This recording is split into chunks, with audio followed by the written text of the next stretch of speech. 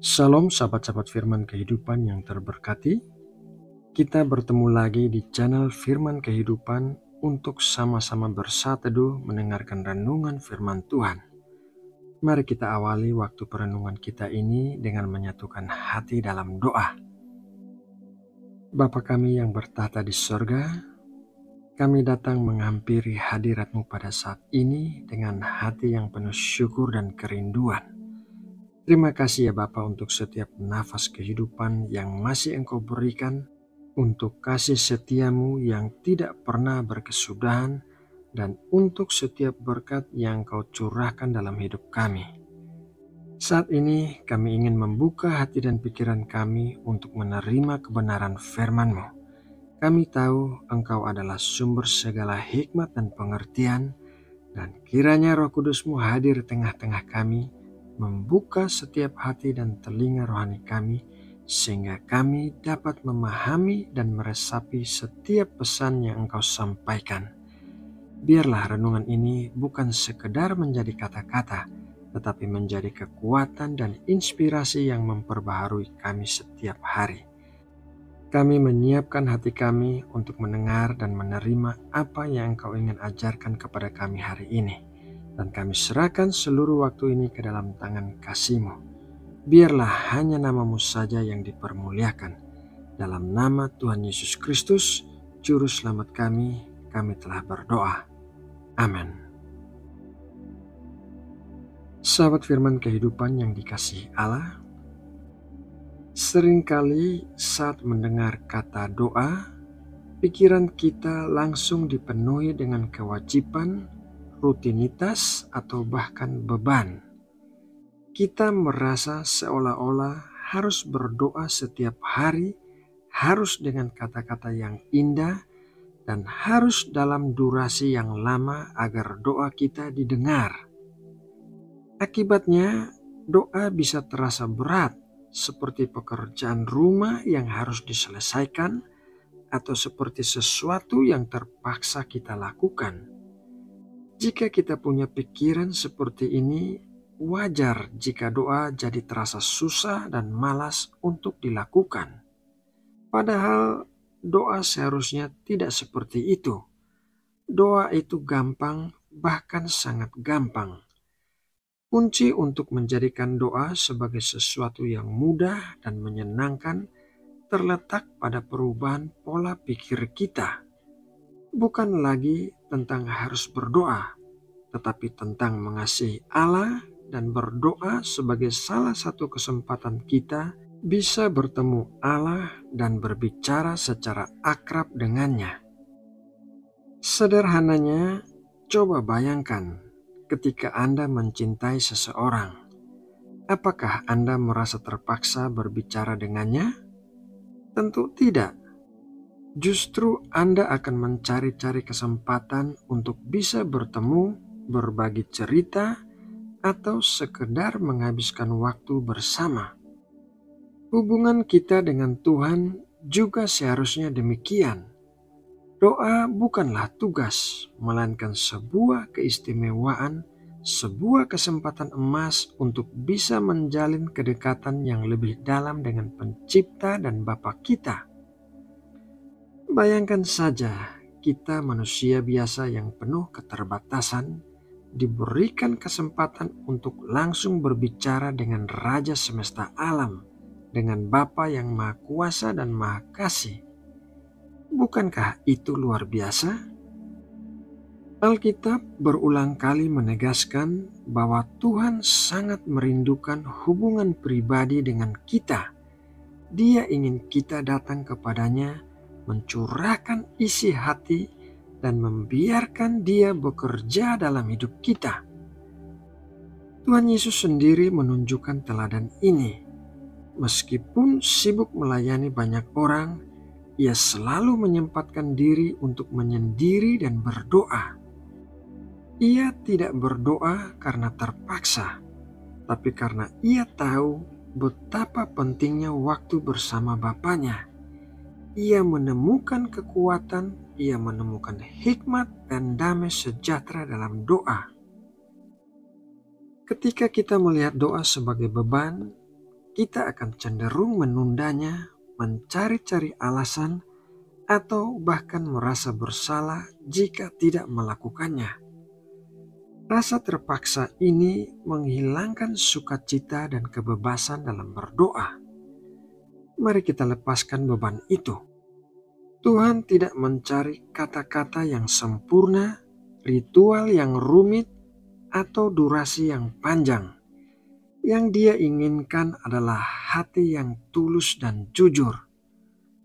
Mari kita membaca apa yang tertulis dalam Matius 6 ayat 7-8. Lagi pula dalam doamu itu, janganlah kamu bertele-tele seperti kebiasaan orang yang tidak mengenal Allah. Mereka menyangka bahwa karena banyaknya kata-kata doanya akan dikabulkan. Jadi janganlah kamu seperti mereka, karena Bapamu mengetahui apa yang kamu perlukan sebelum kamu minta kepadanya. Ayat ini mengingatkan kita bahwa Tuhan tidak terkesan dengan banyaknya kata-kata atau doa yang panjang. Dia mengenal kita lebih baik dari diri kita sendiri, dan Dia tahu apa yang kita butuhkan. Yang terpenting adalah hati yang rindu untuk berbicara dengannya. Jika kita melihat doa sebagai obrolan akrab dengan seorang Bapa yang sangat mengasihi kita, maka semua akan terasa berbeda. Kita bisa datang kepadanya dengan segala kegembiraan kita, kekhawatiran kita, kebingungan kita, bahkan kemarahan kita. Kita bisa jujur dan apa adanya karena Dia menerima kita apa adanya. Mari kita membaca apa yang dikatakan firman Tuhan dalam Filipi 4 ayat 6-7. Janganlah hendaknya kamu khawatir tentang apapun juga, tetapi nyatakanlah dalam segala hal keinginanmu kepada Allah dalam doa dan permohonan dengan ucapan syukur. Damai sejahtera Allah yang melampaui segala akal akan memelihara hati dan pikiranmu dalam Kristus Yesus. Ayat ini adalah undangan yang indah untuk membawa segala sesuatu kepada Tuhan, bukan hanya hal-hal besar, tetapi juga hal-hal kecil yang mungkin terasa sepele. Ketika kita melakukan itu, Tuhan menjanjikan damai sejahtera yang melampaui akal sehat kita. Bukankah itu sesuatu yang luar biasa? Sahabat firman kehidupan yang dikasihi Allah, pada umumnya ada beberapa alasan mengapa kita sering merasa sulit berdoa meskipun seharusnya berdoa itu gampang. Alasan yang pertama yaitu gangguan dan kesibukan. Dunia modern penuh dengan gangguan. Ponsel, media sosial, pekerjaan, dan berbagai tuntutan hidup seringkali mencuri waktu dan perhatian kita.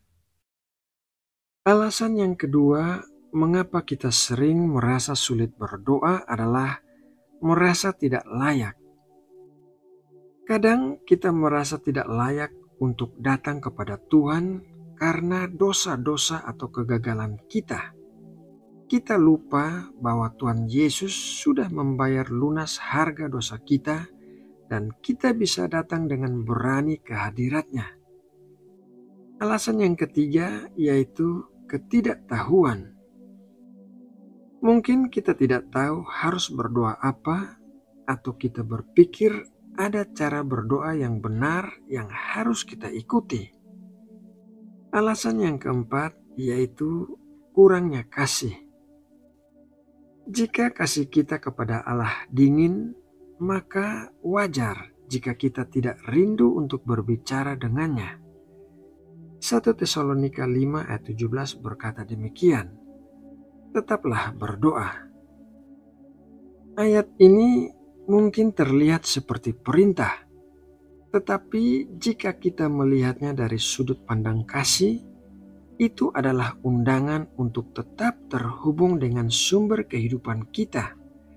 Tetaplah berdoa berarti tetaplah dalam hubungan yang akrab dengan Tuhan karena Dia adalah nafas rohani kita. Doa seharusnya menjadi seperti nafas bagi kita, sesuatu yang kita lakukan secara alami tanpa berpikir karena kita membutuhkannya untuk hidup. Jika kita berhenti bernafas, kita akan mati. Demikian juga secara rohani. Jika kita berhenti berdoa, hubungan kita dengan Tuhan akan melemah dan kita akan kehilangan kekuatan serta arah. Doa bukan hanya tentang meminta, tetapi juga tentang mendengarkan. Luangkanlah waktu untuk berdiam diri setelah Anda berbicara dan biarkan Roh Kudus berbicara kepada hati Anda. Mungkin melalui firman Tuhan, melalui pemikiran yang tiba-tiba muncul, atau melalui damai sejahtera yang memenuhi hati Anda. Di dalam Yakobus 4 ayat 8a berkata demikian, "Mendekatlah kepada Allah dan Ia akan mendekat kepadamu." Ini adalah janji yang luar biasa. Ketika kita mengambil langkah pertama untuk mendekat kepadanya melalui doa dan kasih, Dia akan merespon dengan mendekat kepada kita. Ini adalah hubungan dua arah yang penuh kasih dan sukacita. Jadi saudaraku, mari kita ubah pola pikir kita tentang doa. Bukan lagi tentang beban, tapi tentang sukacita. Bukan lagi tentang kewajiban, tetapi tentang kesempatan. Doa itu gampang karena itu adalah obrolan akrab dengan Bapa yang sangat mengasihi kita. Biarkan kasih kepada Allah menjadi motivasi utama kita dalam berdoa. Ketika kita mengasihi Dia, kita akan rindu untuk berbicara dengannya, dan doa akan mengalir dengan sendirinya menjadi waktu yang kita nantikan dengan penuh sukacita. Doa adalah pintu gerbang kita untuk bertemu dan berbicara secara akrab dengan Allah. Jangan lewatkan kesempatan itu. Nah, sahabatku, demikianlah renungan firman Tuhan hari ini. Semoga renungan ini dapat menjadi berkat yang menguatkan kita semua. Mari kita berdoa. Bapa Surgawi yang terkasih, terima kasih atas firman-Mu yang hidup dan menghidupkan.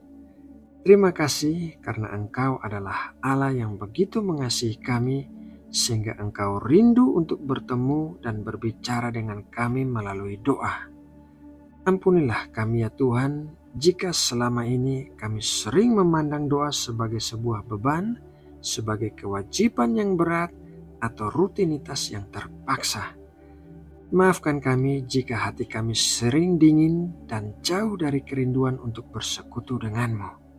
Dan mulai saat ini ya Bapa, kami ingin mengubah pola pikir kami.